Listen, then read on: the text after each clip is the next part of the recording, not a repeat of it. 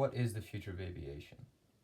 We already know that many industries, especially the automobile industry, are switching from gasoline-powered cars to electric cars, so why shouldn't we do the same for planes?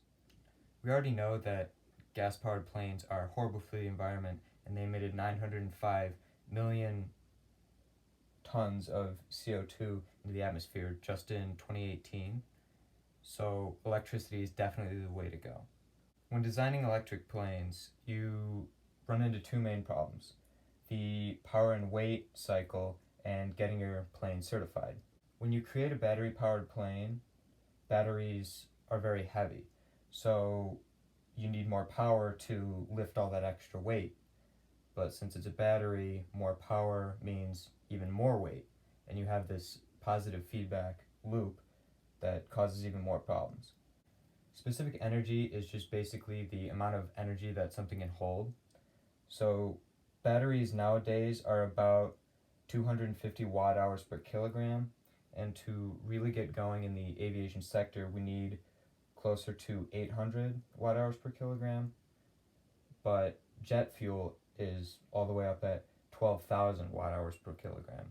So jet fuel is just way more practical to use. The second problem that you run into when designing electric planes is getting them certified. When you design a new plane, you have to get it certified with the Federal Aviation Association. One of the main concerns in getting a plane certified is making sure that the batteries don't catch on fire, because if something goes wrong in a plane, you can't just pull off to the side of the road. Like, you're gonna crash and probably die. So getting a plane certified is way more stringent than getting like a car or some other design certified, and it can take several years to certify a new plane. Once we have electrical planes, what are we actually going to use them for? Because starting out in their development, they're not going to be able to transport hundreds of people thousands of miles like jet airliners can. And a half of all flights in the United States were less than 500 miles, but we're still using large jet airliners that just aren't as efficient at this range, when we could be using smaller, lightweight planes that are meant to do these short trips.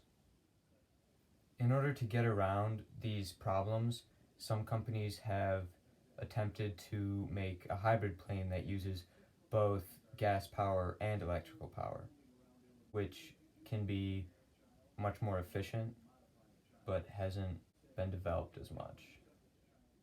Electric planes are already in widespread use, but not in the commercial sector, just because the battery technology doesn't allow them to fly for very long amounts of time, maybe 15 minutes, and it's just not suitable for commercial travel at all.